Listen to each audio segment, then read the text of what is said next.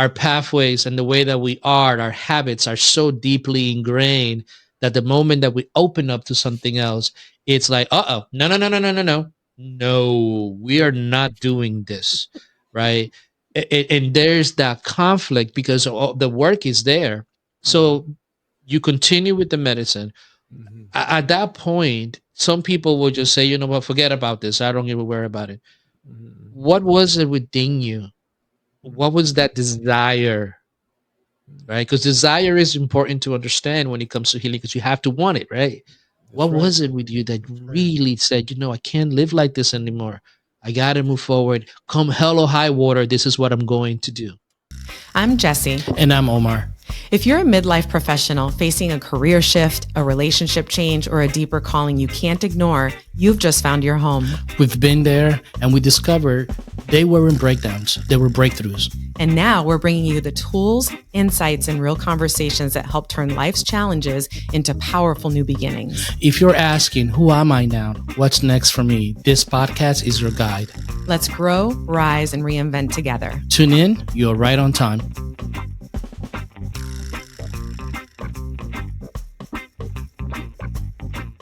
All right. Well, Tocayo. And for those that don't know that word, that means we share the same name. We share the same wavelength. Omar, man, how are you today? Amazing, amazing, Omar. I'm doing great, brother. Yeah, man. A couple of weeks ago, had the pleasure of being on your podcast, and I said, "Hey, man, I want to hear your story because what you are doing with OMZIEL, what you're doing, bringing people's awareness and expanded consciousness. Like, I really want to hear that trajectory, that journey, that your heroic journey that you took there. So, thank you so much for being here. And are you ready to get started?" I'm ready to rock, brother. Let's do it.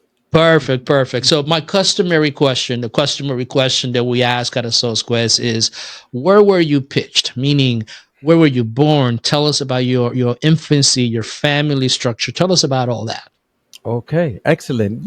Usually when people ask me, what's your birth date or where were you born? And, what I could tell you is that, on July 31st in 1967, that's when I was removed from my mother's belly. You see, I like that. That's I right. like Because that. when were we born?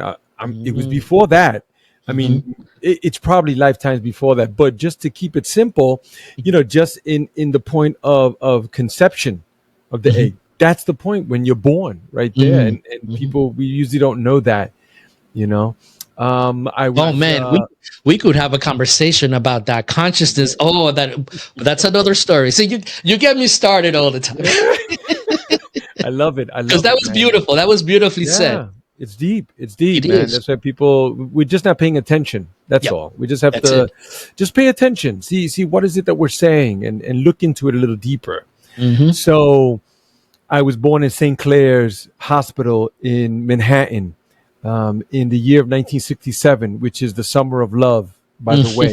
And then they brought me home to Brooklyn. And we come out of Red Hook, Brooklyn.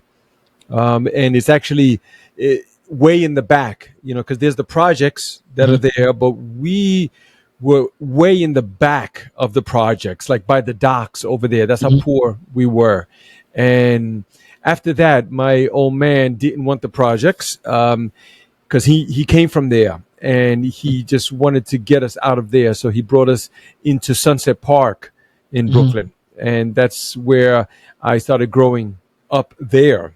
And those are some of my first memories there.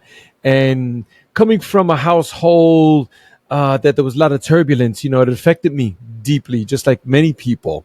But I just want you to imagine, Omar, for a moment that you're 5 or 6 years old. It's a holiday party, right? Good smelling food in the air, chuleta, pernil, con gandules. You got the music, salsa, bachata, everything. Oh my God, your cousins are there, you're playing. And all of a sudden, a fist fight breaks out in the living room. You see, this is the environment that I came from. Heavy alcohol abuse, and I'm sure that there was other things going on also. But as a kid, they kind of like hide some of those things, Yep. Yep. but so much deep pain that was there through generations, right? Because my grandfather, my father's side, I never met him, but there were stories of he would come a few weeks, beat up the old lady and the kids, Yeah. and then he'd be gone for weeks or months, and then come back talking about he's the man, till they got tired of him, and they ended up like physically, beating him and removing him. And removing him. Yeah. So this was like generational, right? The alcohol was always there. So with those type of traumas growing up, it would be a surprise if I didn't grow up being chemically dependent, or making choices that affected me, hurt me, and hurt the people around me. It would be a surprise if I would have come out, that would have been rare, Yeah. So as I was coming up, I'm sorry, go ahead, Omar. No. It's interesting because you make a good point, and because we underestimate this part. I was just talking to someone earlier today about our first way of learning is by mimicking what we see around us, That's right? What we see, what we do. And see in what you're doing. So you say in that statement, because I could see people in the background and say, well, you got to be strong and you got to be strong. But no, if you consider that the first way that we learn is by mimicking, your statement of what you're saying is correct, completely a very good statement to make. And I make it a point because I think most people don't realize that they take on things that they believe is theirs, but it's just that they're mimicking. Right. And sorry to interrupt, but I wanted to make that point because you say it so eloquently. I'm taking this in. Yeah. Thank you so much. Once I seen some of those behaviors, right? Because you also make a great point. My father was my hero, right? And he showed me many things, like not very good either, but just some great things as he got older. Right. Because him in the household, there was always womanizing and there was lots of arguments and yelling and throwing things and this type of environment growing up as a young boy, as a young man. But then my old man left when I was 9 and then the streets were there. Right. Yep. Because the teenage years came very quickly and then the streets were there with open arms. Yeah. We're your family. Come on, we love you. God, listen, just try some of this, and don't worry, it's all right. We're loyal to you. Yeah. We love you, and those type of things. Which it was all lies too. I didn't realize it at the time. I was just looking for that. That acceptance in any group. And coming from New York City, at that time there was lots of gangs. There was lots of street gangs. I think there was something like about 1,200. Some number like that of street gangs, all types everywhere. You couldn't live in a neighborhood and walk to the next one if they knew you were from just a couple of blocks over, And for those that don't know, they need to go watch The Warriors, right? Right, exactly. Then they would know. It's a classic film. Great movie, The Warriors. So with the streets there, they offer you all kinds of things, to push down all that pain and all that abuse that you received as a young person. And, liquor is always there, which, in my opinion, Omar, it's the gateway drug, not the other ones that they're saying, cannabis and no, it's alcohol. It lowers your inhibitions and you do things that you would not normally do. Because we walk around sleeping, but with alcohol, we're in a coma. You know? So then there was other substances, all kinds of other things too that I was doing and trying, and I just wanted to fit in and stuff. But as time started going by, I was trying to stick with school, but school just didn't interest me. And then, I was getting these menial jobs because all I wanted to do was just get paid, have money. Buy something nice to wear. If you know anything about growing up in New York and when you're in a family that's marginalized in different neighborhoods, inner cities, it's very important that you look nice.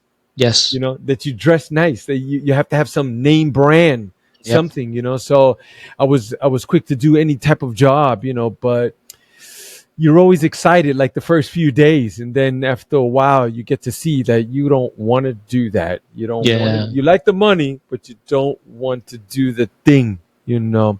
Yeah. So I started jumping around to different jobs. I ended up leaving high school, and I tried all types of jobs, you know, messenger work, and making sandwiches, and working the counter, and delivery boy. You know, I tried all of these things, you know, copy boy, and um, but at some point, the substances were just too much, Yeah. and there was a breaking point, and my mother was the one who said, you know, you could do all those things, but you can't do them here. You know, she was one of those. So there I was with my duffel bag, you know, of my personal belongings, and I was in the street, man. So You there know, was so there was no support for you. There was not. I mean, what happened with the gangs, and then you were going through this. So there was nothing. So you were literally were out in the desert by yourself. Yeah, pretty much. That's why I said it Wow. was all a lie. You know, all of those things. They were just taking advantage of me, and sort of. There's a common phrase that people say: energy vampires. You see, Okay. we're Yep. just taking energy from people. That's all we're doing. We use them up, and then we throw them out. You know, and I was doing the same thing. It was some of the things that my old man taught me too. You know, Yeah.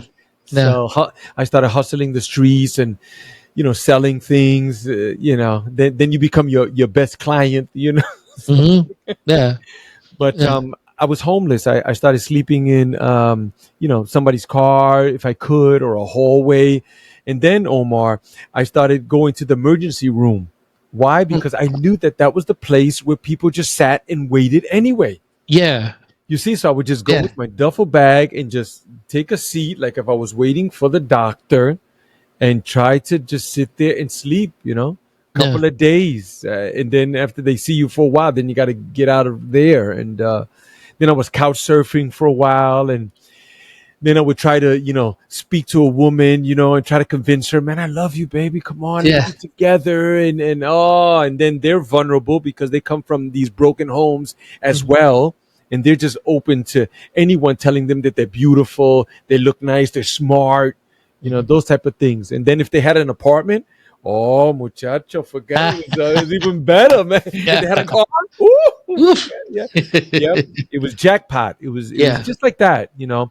Then I was carrying on multiple relationships, also hurting anybody that I could, you know, hurting myself. I thought I was the smartest guy in the room, you know. Sometimes I still do. I got to check myself, you know. You know, but when you come from that, you know, background of this like mentality of get over, hustle, and just take what you can, take what you want, use people in any way, means how you can, you know, it's just one of those. It's like a train wreck walking, man. Yeah. I ruined my health, ruined my relationships, my finances, my living condition, you know, everything. Yeah. So do you consider that to be, because again, this is one of the things that unfortunately happens a lot in our culture, right? Because there's still, and I think the new generation is really confronting these challenges and being able to make a transition. So from your experience, and then all those things were just coping mechanisms to avoid the pain, right? Looking back, you know, like they Yeah, say, looking back at hindsight. it. Looking back at it, yeah, the 2020, hindsight. it's like, woof. Oh man, I can see it clearly now. But at the time, like Yeah. I couldn't see it. I couldn't. The haze and the fog was too thick. And then when you start adding alcohol, and I was chemically dependent too, Yeah. you know. So I would do anything, just about anything, just to get some Just of to get these by. things. And yeah, but What it was was a the coping mechanism. Yeah, what was the breaking point? Because but again, is there comes a point in which you as an individual, and particularly your soul, and we talk about that, right, can't take it anymore, and he knows this is not this is it, this is not me.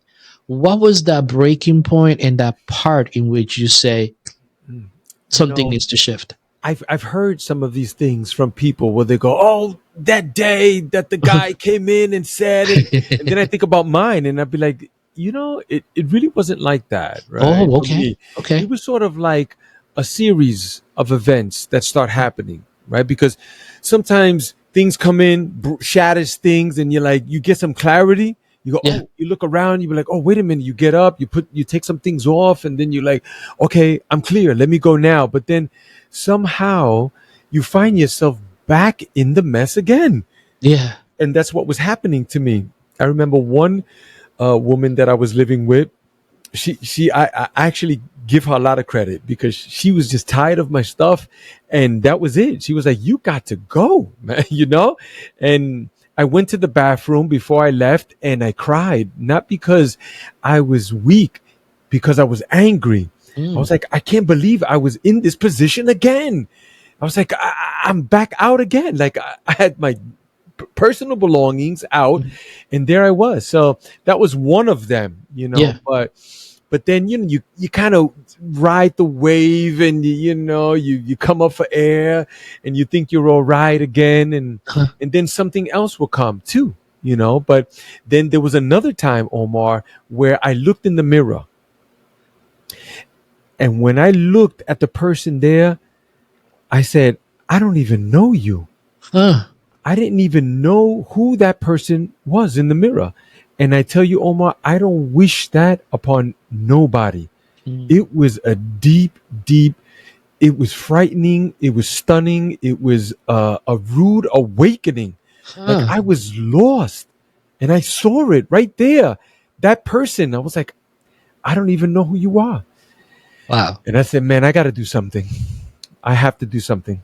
And then I started meeting different people, right? And then, I had these multiple relationships, and then, some of them were not very good at all, but some of them were pretty good, man, good people, Yeah. nice, Yeah. intelligent, and they were searching.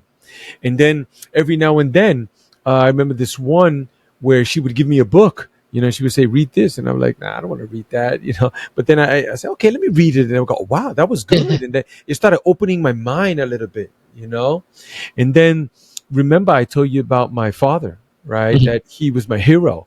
So he was a guy, he was an alcoholic and substance abuse also. But he was quite unique in many ways. He wasn't the kind of guy who took pictures and sent the film to be developed.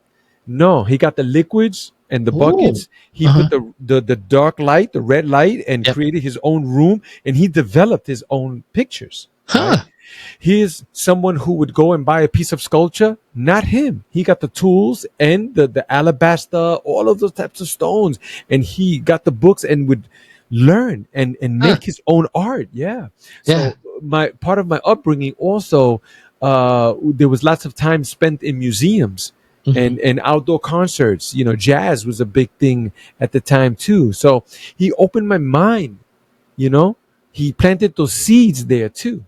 So here I was, meeting these people who were offering me books, and I started getting back into it. I started learning a little bit more, and I said, man, I gotta stick with this, So one of the reasons why I had stopped doing some of the substances abuse was because my heart was doing the sideways mambo, and I ended up in the emergency room, two times. Yeah. Not one time. I had to go back 2 times, Two Omar. times. Yeah, because I had to make sure, Just terrible. We're like that. We're like, oh my God. Yeah, hard-headed, right? Hard-headed never learns. Exactly. So once that went away, the alcohol, filled that empty space. Yeah. So that one was one of those knockdown, drag out, heavyweight fights, But here I was learning a little bit more. Like I started reading more, taking in books, and If you don't mind me backtracking on that, you said, like, are you referring to quitting alcohol? That was a hard one? yes, that one. It was the alcohol. Yeah. Yeah. And why was that one so much more difficult than, let's say, the other ones? That's a great question. To my understanding, alcohol is a very accepted substance that's in society. Yep. Throughout history of humans, there's always some substances that society allows, and then there's other ones that they do not allow by punishment of death. Mm-hmm. Like Kaikion is one of them. That was in ancient Greece. I don't know if you know of this one. It was Mm-hmm. something where it was you would receive visions. It was and there was a purge effect too. Yeah. But the powers that be, if they caught you, they would they took you out. Like they burned you in Yeah. front of everybody. And now it's just gone in history. People don't Mm-hmm. know what Kaikion is. But in ancient India, they have many of those things too. Yeah. But just like here, they have the alcohol and the cigarettes, Yeah. ready right now. Oh man, I could go up the block, and get anything. Exactly. And it is actually one of the worst. It is the worst Yeah, drug, yeah, actually. it is. It causes more death. There's so much more residual collateral damage from Mhm. it. Sorry, collateral damage from alcohol, accidents, and then domestic violence, and all these things that are associated with it. Yeah, But it doesn't get the same scrutiny as another ones. Well, we saw what happened with prohibition, so it's kind of like one of those yeah, things that are so yeah. challenging. Yeah, It is a tough one. I know because my kids they ask me about some of these things too, and I try to explain to them about that society just likes to do some of these things at the moment, but we don't know what a few 100 years or 1,000 years would come. We don't know. We don't know what yeah, it is. I'm sure it'll be something else that they'll give humans. yeah, But for me, um, like I said, I started studying and reading, yeah. right? Because I came to this conclusion and decisions like I have to get out of this. Mhm. So at some point, I started aggressively looking for help. I Mhm. went to psychologists. I did therapy. Went to AA meetings. Mhm. I tried all sorts of manner of things. I went to ashram, silent retreats. I did all kinds of things to try to get out of that situation.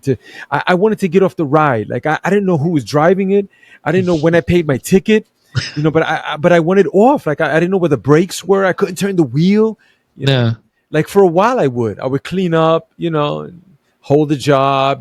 But then little by little would come in, and then I would convince myself, or maybe it was that voice telling me, "Oh, you're okay. yeah, You're all right. Just have a few drinks. It's all right." yeah, And then I would be back into it again. Um, but to come to some sort of conclusion, right? This is what I'm leading at. I yeah. found something on the internet. It's an ancient medicine, and they serve it in the Amazon, Mhm. and I studied it for a year, and then I went and I experienced it. Why, Omar? Because I was trying everything else. I Yeah, just wanted something to help me. That's it. I yeah, wanted I wanted it so bad. I was willing to try anything. And that's what I tell people. Oh, they say, oh, I can't. I can't do it. I can't. I go, man, you gotta want it like breath. mhm. You gotta really want to get off of these things, man. Yeah, Pills, alcohol, coke, cannabis. mhm, You mhm. have to want it that bad. Mhm. And it was something that just helped me, not a Yeah, religion or nothing like that. And it's not one of those substances that you take and then it's an addiction that you just need to do it. It's not yeah. like that.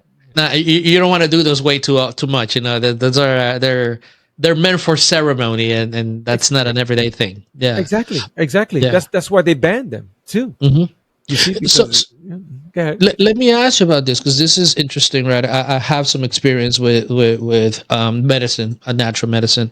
Tell me about that process, because most people um, think that it's just fun and game sometimes, and is very trending, right? But there's a process for that. There's a process of preparation, Mhm. doing the medicine, and then the integration of it. As you are going, and again, it all starts, I think, with that what you just said, that deep desire to want to change. Like it has to be that. It's not just this experimental willy nilly stuff. So tell Yeah. me about that process of preparation, the Mhm. process of going through the medicine, and then what you found out and how you integrate what you learned from that. Because that's a very important journey to overtake. And I don't want to gloss past that.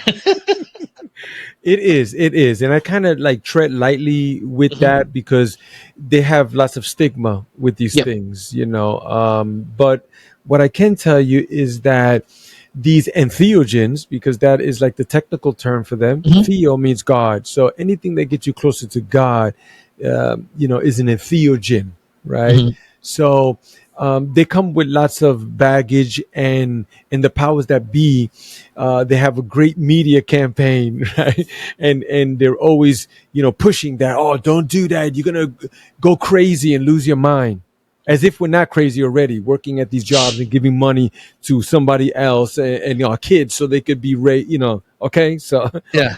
but in any case, it does take a bit of cojones, right, to Yep. take some of these things because you Hmm. don't know, you know, you don't know what could happen. You know, then you start hearing all of these things because we usually don't study stuff. We just No. hear what other people say, Hmm. and somebody will tell you right away, "Oh, you don't need that. Don't do that. Nah, you'll go crazy. You'll lose your mind." Or, "Oh, I know a story that I heard that this guy jumped out of a window," or something like that, right? Yeah. Yeah. Yeah. So I studied it for a while, and Hmm. I learned that it's a process, right? It's taken within a ceremony, and the name of this entheogen is called ayahuasca, right? Hmm. That's one of the names of him. They also call it yahe as well, Yeah. but Hmm. ayahuasca, aya means spirit, and huasca means the vine. So Hmm. it's the spirit vine, Yeah. or the vine of the dead, right? Because usually dead people are spirits, right? Yes. Okay. So there is usually someone who has learned about this particular medicine throughout generations, you know, Hmm. father, grandfather, you know. So in Peru, we went to Pucallpa, which you have to fly into Lima and take a small flight in, because to my understanding there's no cars that go there. Oh wow. You fly You in, have to and fly then into. you do, and then they pick you up, and then they take you on those tuk tuks, you know, like in India, the motorcycle with the two in the Yeah. back, right? The Yeah, little. exactly. Yeah, rickshaw they call them also.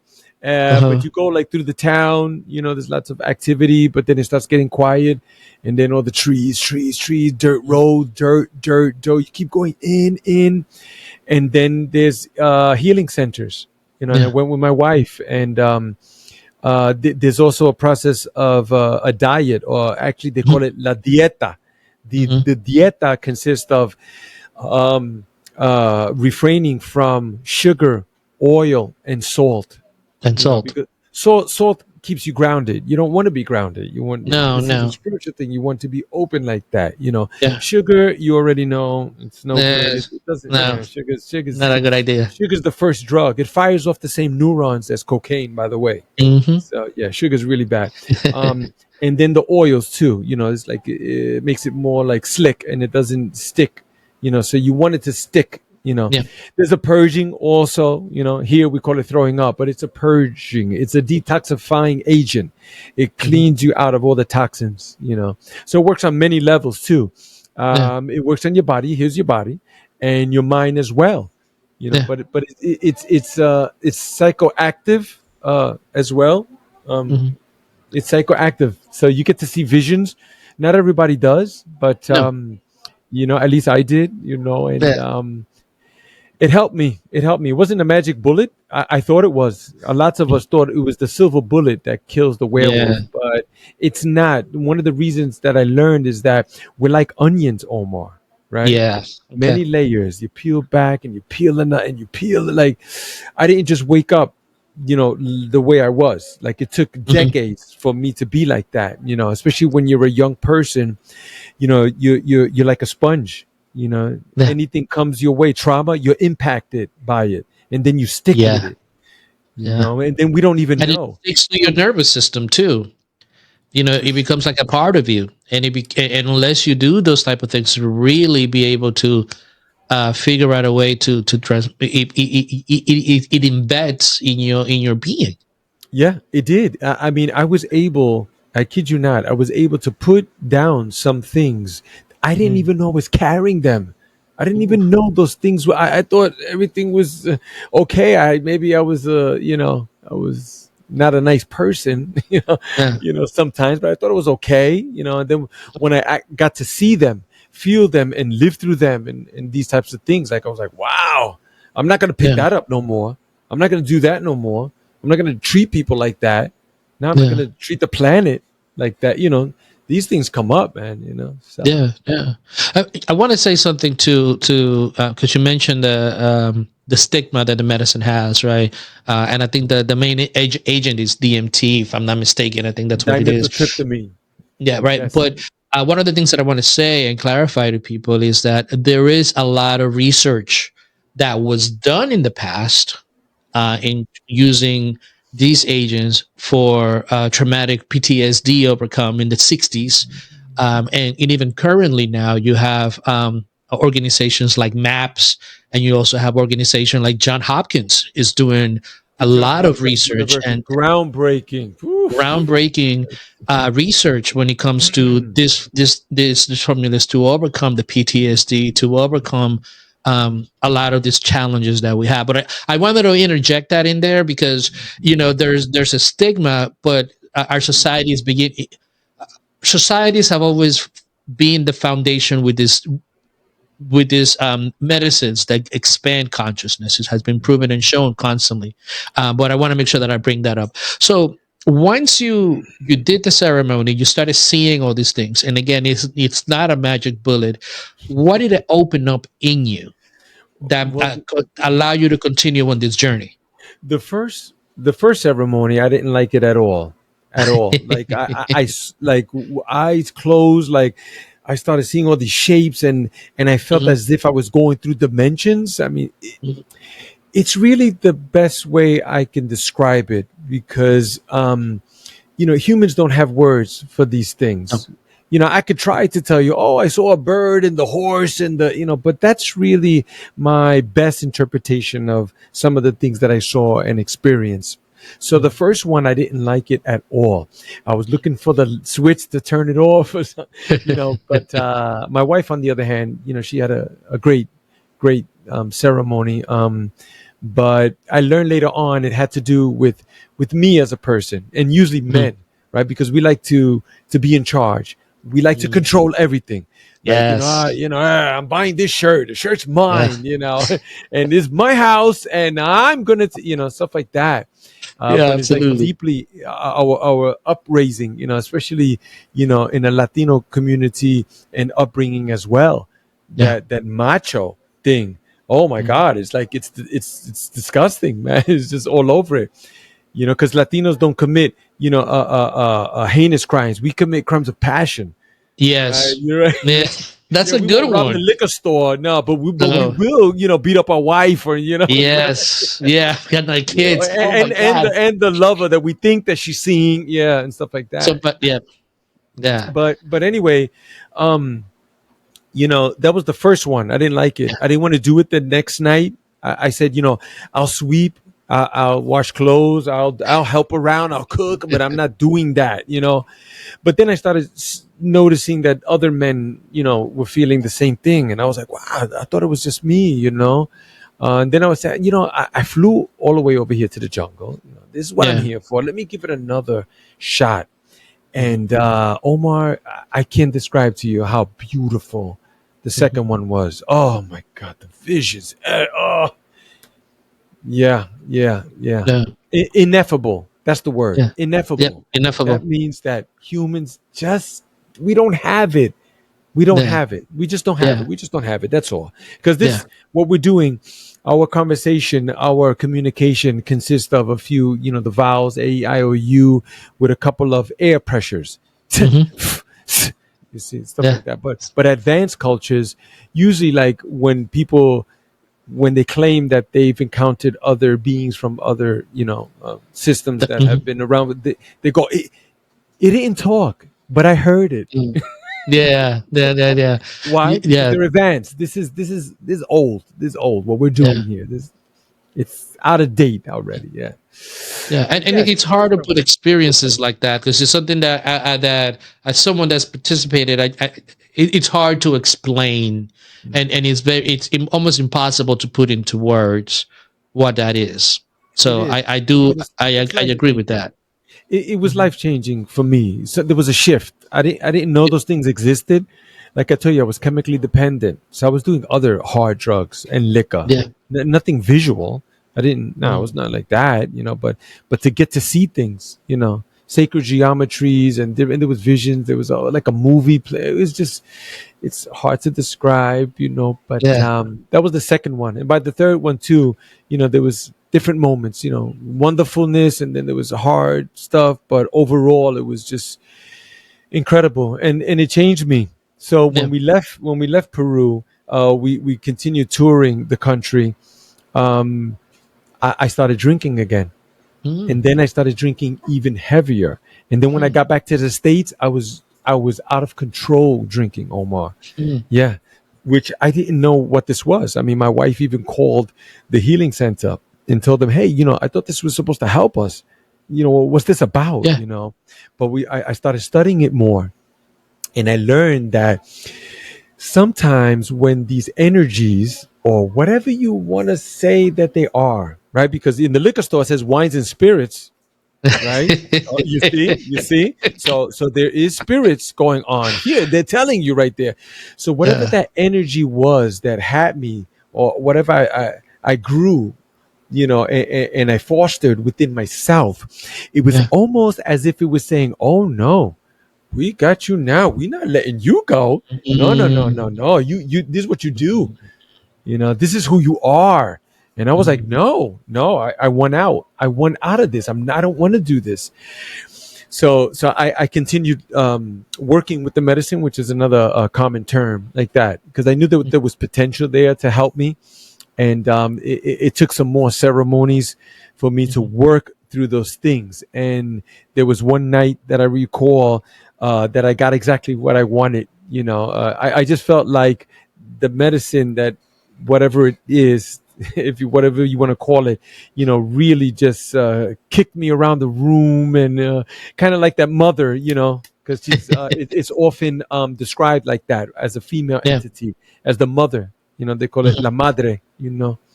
So she gave me what I wanted that day, and that was it. The alcohol was gone, bro. That was it. Yeah. Yep. There's a something that you mentioned, that because this is very powerful for people in healing in general, and people that are trying to, sorry, reinvent themselves and overcome things. It's that because what you're describing is our pathways and the way that we are, our habits are so deeply ingrained that the moment that we open up to something else, it's like, no, no, no, no, no, no, no, no, we are not doing this, right? And there's that conflict because all the work is there. So you continue with the medicine. Mhm. At that point, some people will just say, you know what, forget about this. I don't even worry about it. Mhm. What was it within you? What was that desire, right? Because desire is important to understand when it comes to healing, because you have to want it, right? That's What right. was it with you that That's right. really said, I can't live like this anymore? I got to move forward. Come hell or high water, this is what I'm going to do. Yeah, Omar, I knew inherently I just wasn't happy, brother.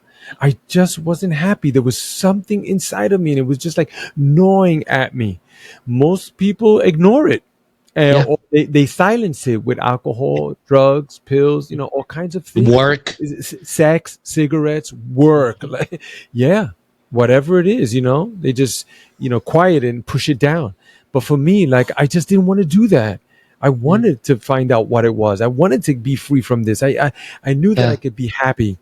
And I also learned that the medicine of ayahuasca and other entheogens too, what it does is it creates new neural pathways. So let's say you were bit by a dog when you were a young person.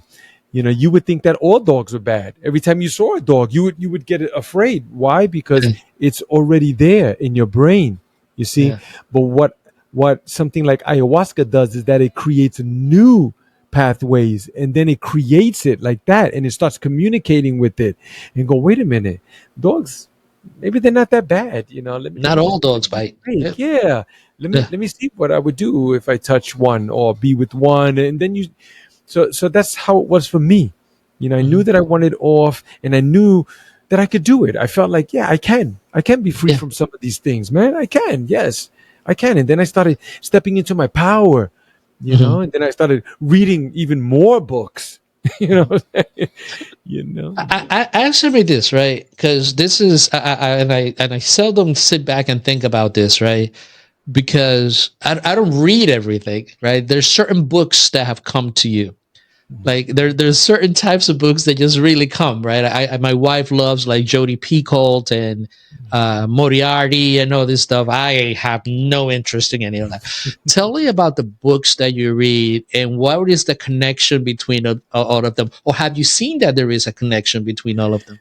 Well, for me, books are like a window. You know, you get to open the window and you get to look inside and look around, look in the distance, and be like, wow, that's incredible. I could go there too. I could do that. You see? And then you step through the window and you get to be there and try some of those things out also. So for me, I wanted to learn more about myself and the humans and how humans think, and why is it that we have this compulsive behavior. So there's always the classics, you know, something like James Allen, As a Man Thinketh. That's a huge one for me, you know, because after I read that book, I came to the realization that, first of all, the thoughts, they're just thoughts. They're not who I am. I thought they would be. I thought that thing that I was hearing, I got to learn that that's just a voice that you develop as a young person. Like when you usually see kids, right? They fight and then they start playing with each other soon after that. Not us, right? Somebody says something to us, we're like, man, I can't believe what that guy said to me. When I see him, what? When did he say it to you? Oh, that was last year sometime. Last year? And we're still holding on to it. Yeah, we're still holding on to these things. So that particular book helped me in that way. And then Eckhart Tolle is a big one too. The Power of Now and A New Earth. That was incredible. Also, you know, some of these the philosophy books. Also, you know, Socrates. You know, some of his work as well. And I got to learn also. Do you know the charge that they got Socrates on? Yeah, it was sedition, corrupting the youth of Athens. That's right. That's right. Yeah. So there you go. That's it. He was just telling young people, think for yourself, and question things, right? Don Miguel Ruiz, he says, you know, we're domesticated just like dogs. Yep. He made the 4 agreements, you know, and that's a hard reality for people to come to know that your religion, your music, your food, the clothes you wear, like the school, your professions, like, all of this, someone told you these things. Yeah. We just accepted them, and we don't question them. No, we should question everything. Yeah. Yeah. Why? You know, that why? And then and question it and throw it off. And like you said, you know, you kept certain things from your father, that artistic prowess, that think of questing and going and wanting to know, but you discarded the parts that were not useful, you know. So and that's an important process to go through as well. So tell me now, right? You've done all this, you've done all the work, you've done all the research, and again, it all started with that desire to wanting to be free and feel good and do all that. Now, let's talk about what your work is now, because that is your return. You've overcome all this, you know, you were pitched in existence in this environment. You overcame that environment, and now tell us about what you're doing, because I think it's beautiful and excellent. Thank you so much. You know, it makes me think of, again, you know, I spoke about my old man, and he passed on about 2 years ago. But sorry to hear that. During his later years, you know, I tell you, he was my hero, right? So he started changing, and he got into Buddhism. Oh. He was a practicing Buddhist. So these were some of the things that I saw, and I was like, hey, you know, I started investigating some of those things too, and started meditating. And that was a huge help for me. So anybody out there, if you're meditating, you already know what I'm talking about. If you're not, you should be. You know, prayer is talking to God. And then when you want to listen to God, it's meditation. That's what we call it, right? So, you know, he fostered some of that, how do you say, the compassion for other people and those type of things, and that we're all one being anyway, and we return to the source and these types of things, right? Yeah. So I told you that I went with my wife to the jungle, and the awakening was for both of us. The realization was for both. That I told you most of my journey, but she has a powerful one as well, and she helped me along the way. She helped me, continue working with the medicine during that time, and making sure that I was fine, nothing, would harm me and stuff like that. But we came to a realization after a while that the best way to describe it, Omar, is like the phone rang and we picked up the phone, right? But humans don't have to pick up the phone. Why? Because we have free will. Many different scriptures talk about that. Humans could do whatever we want, right?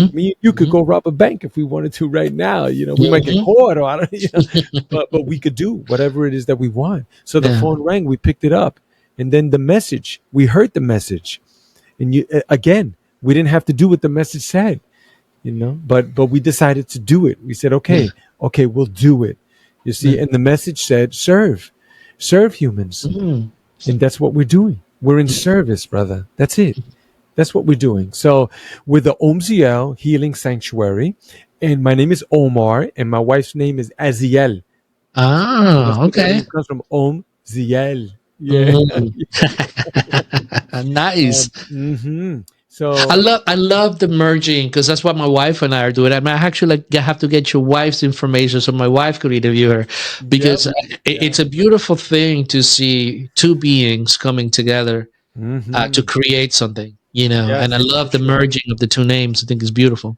Oh my God. And it has different connotations, right? Om is like that vibrational frequency of God, and then El means God, right? Different things like that. So we started this thing, and we started inviting people.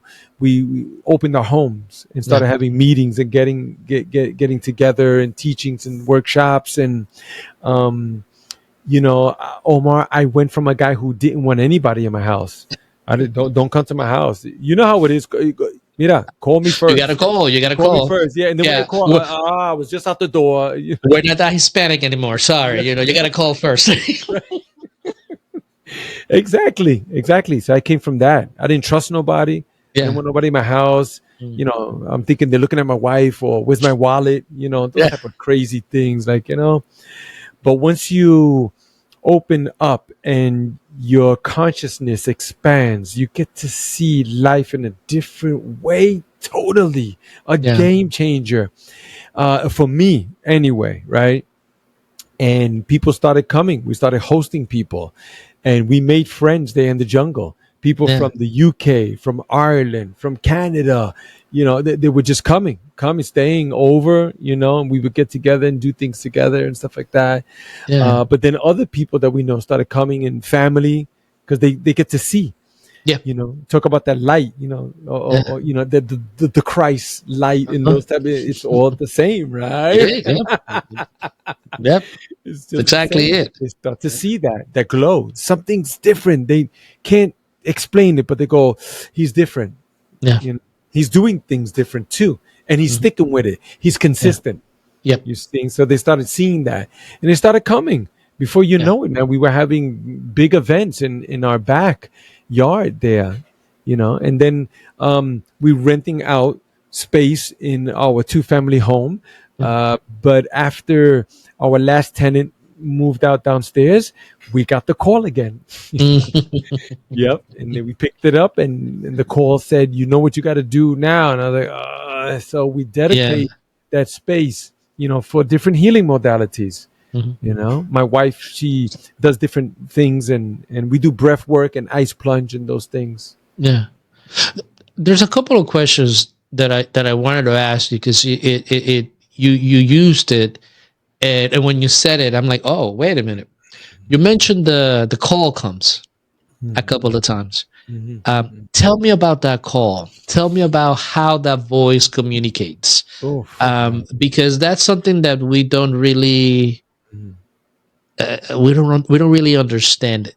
So tell me about that voice. Oh my God.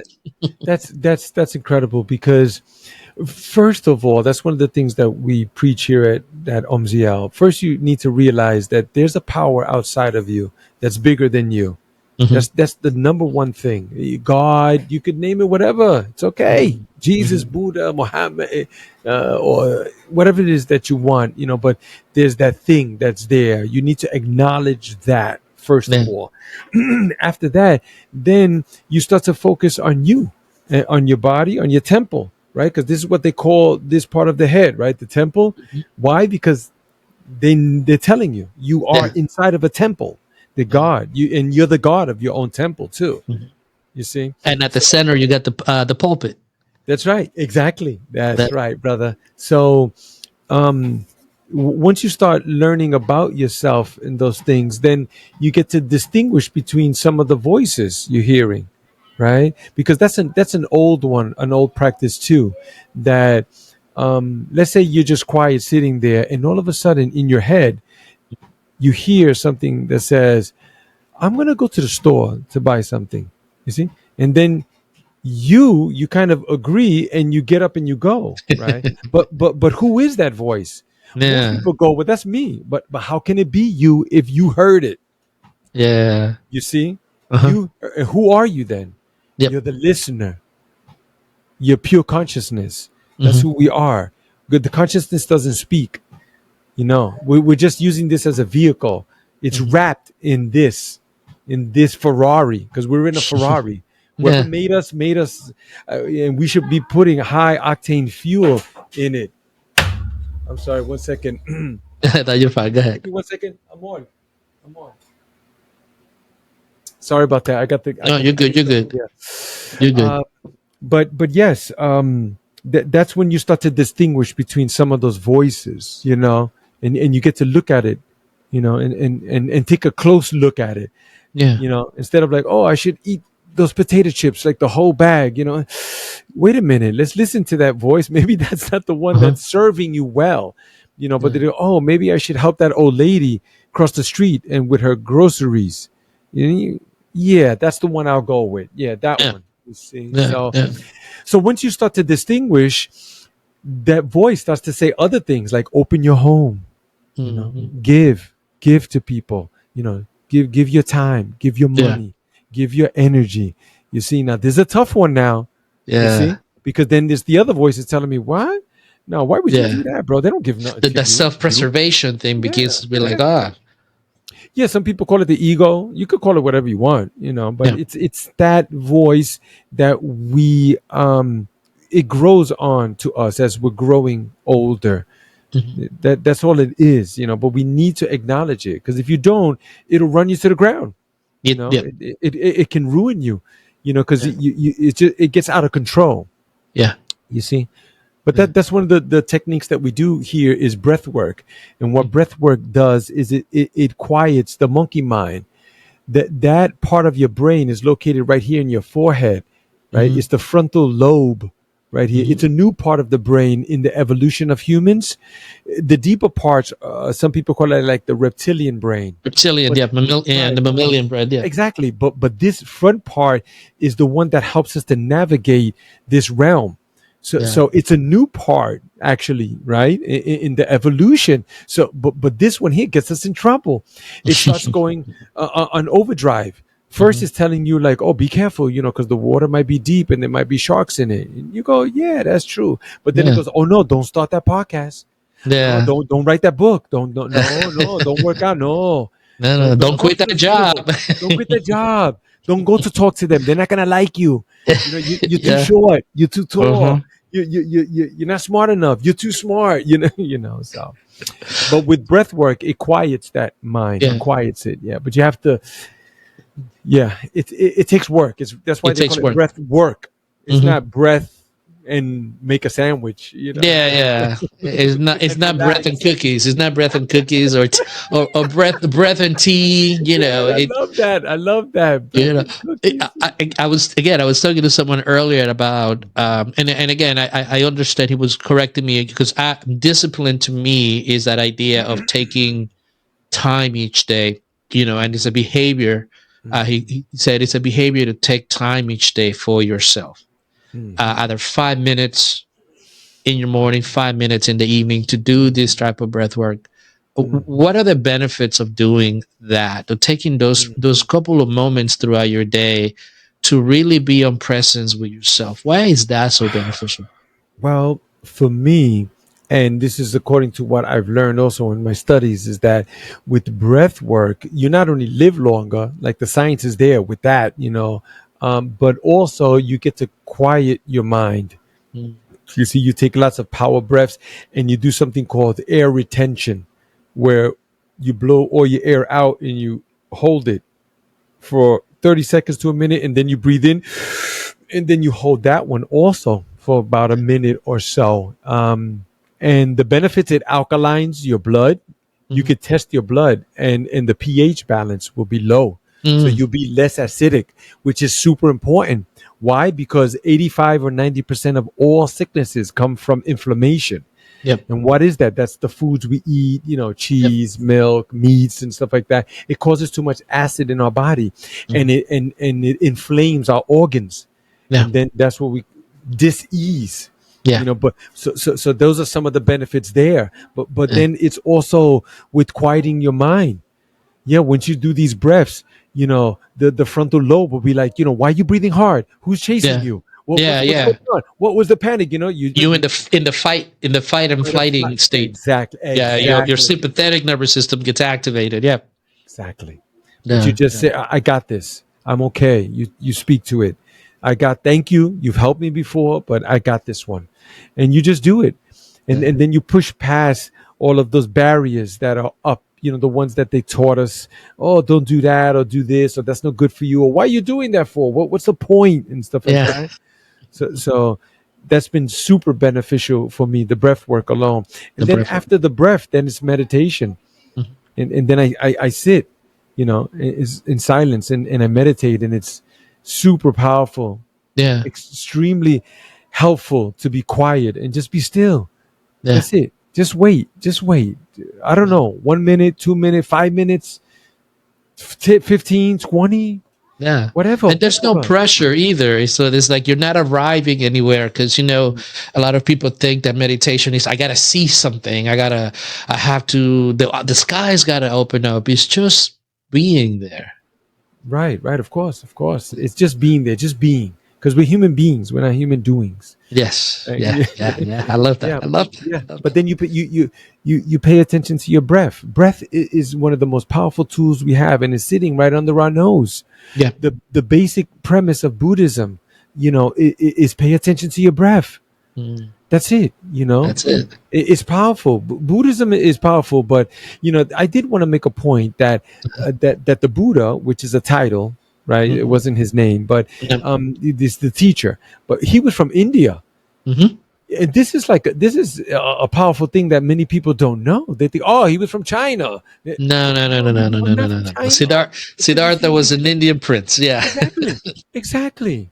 Yeah. Exactly. So I'm making this point because if you want to learn about humans, the history of this planet and what things have been going on, and the things that will benefit you, like on a deep level, and how you should be steering your ship, your life, look to India. That's a great place to look. The scriptures there, oh my God, they will reveal some things to you. Just incredible, so ancient. Like the way you're eating. Yes. They have the sweet, the sour, the hot, the Ayurvedic, right? Mhm. The Mhm. the meditation is dated something like 5,000 years old. Yeah. You know, Well, it is. You have the foundation of the Hindus Valley, right? Which is, and again, it's like there's so much cross pollination of that area of India, Afghanistan, getting into the Middle East, which is the foundation of everything. It trickles because it impacted the Persian Empire, it impacted the Greeks, it impacted the Romans, and you see that culture. And Hinduism is the oldest religion, and it's not even a religion either. It's like a hodgepodge of things, yeah, yeah, which is interesting too. yeah, very powerful too. Yeah. Yoga is another one that I also do too. I try to fit in 20 minutes of yoga. Mm. And for anybody out there, listen, do the yoga, go to YouTube University. You love it, love it. Exactly. Find yourself someone that you like, try different ones, or find a local place, there's some great places out there, super affordable and some high end. I've been to some really high end, nice towel. They give me a breath mint on the way out. Like, oh my God. Oh, candle smelling great. And I loved it, Yeah. but at $150 a month, I was like, hey, do it at home, Do it at home. Get on your mat, find a program like I have. I found this woman that had a 30-day program and I committed to it. I said, you know what? I'm going to do it for 30 days, no matter what. And I completed it. And then I noticed she had a 90-day. And I was like, oh, could I do it? And I said, you know what? I'm going to do it. And I did it no matter what. Every day. Yep.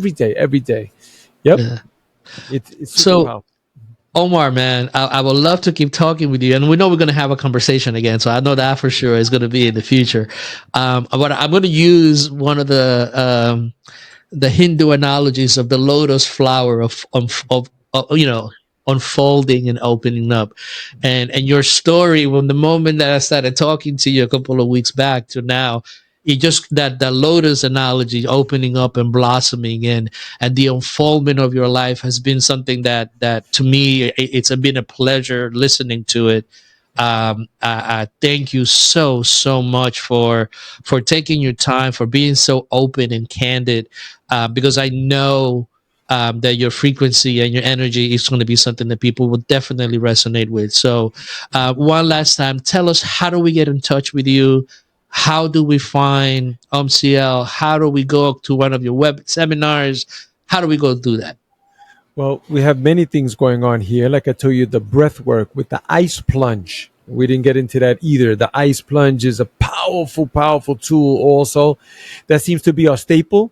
I like to say it's like a ruse just to get people in the door, and then we start to teach them other things about themselves, about their mind and their family, their finances, all of that. We have a website. It's OMZIEL Healing Sanctuary. OMZIEL is spelled OMZIEL. OMZIELHealingSanctuary.com, and we have different tabs there. You can see what we're doing. We have events, and there is a big event that we have a few times a year, and we're having another one coming up in September 21st on the autumn equinox. It's called the Purple Sage Festival. And this consists of live music. We have at least a dozen bands and groups that perform, even dance artists and in different genres. And then there's super energetic food. And then we have different vendors. And it's quite a huge undertaking for us. But again, brother, it's the phone calls that we keep getting. It's the phone calls. You got to answer. You don't know how, but you got to get it done. You just got to show up. But I did want to say quickly that we also have the YouTube channel, which is OMZIEL Sanctuary. And we have a podcast, which is The Art of Rising as well, where you can find us on Facebook. Our name is quite unique. There's some variations, but not exactly like that, OMZIEL. You'll find us on Facebook. We're quite regular on the Instagram. You could find us on X and LinkedIn as well.